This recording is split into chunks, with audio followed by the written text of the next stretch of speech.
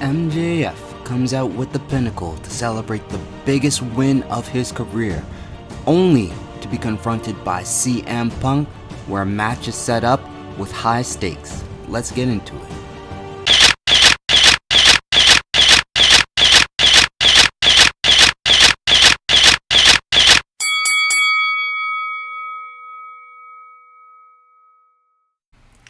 What is up? My name is Lloyd, and this is the Middle Card, which are my takes on the world of professional wrestling and its ins and outs. So let's go. So I called it. I called it before, and I called it now. So let's set this up.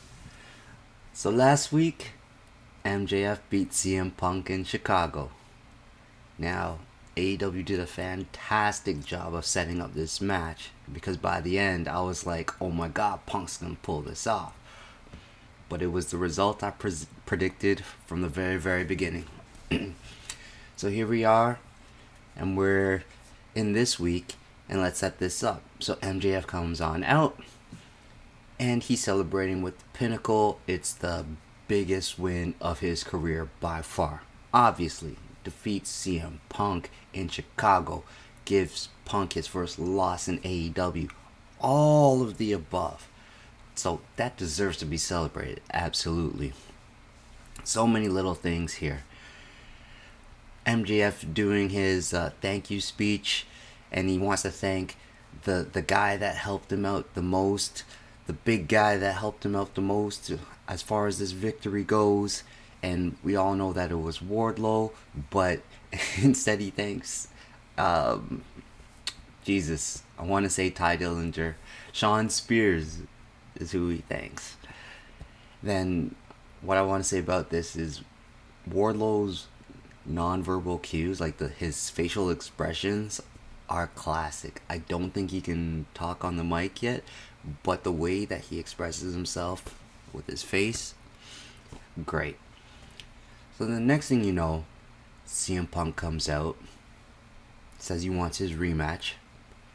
Then he brings out Sting and Darby. They all have bats, and they're about to tear up this celebration.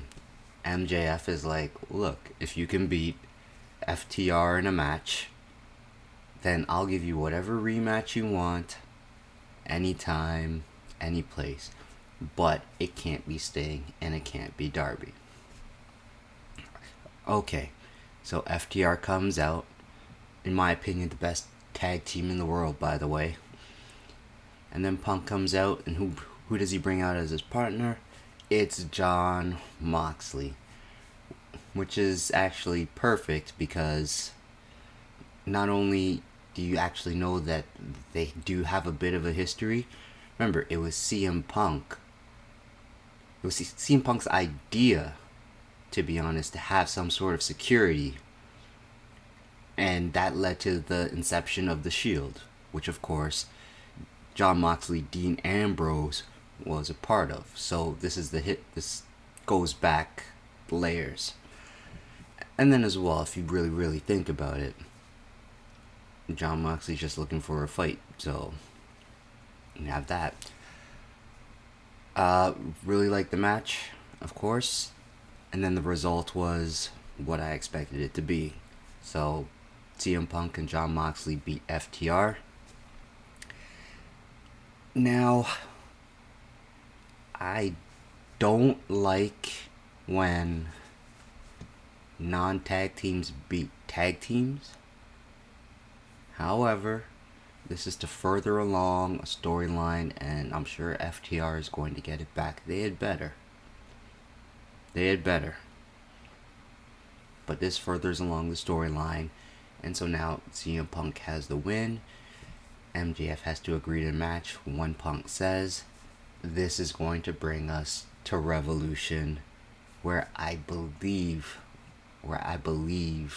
CM Punk gets his win back. And then of course, MJF was proclaiming he wanted to be next for the AEW Championship. Well, if he gets that loss to CM Punk, then they're going to have to delay that pretty much, which is what you want.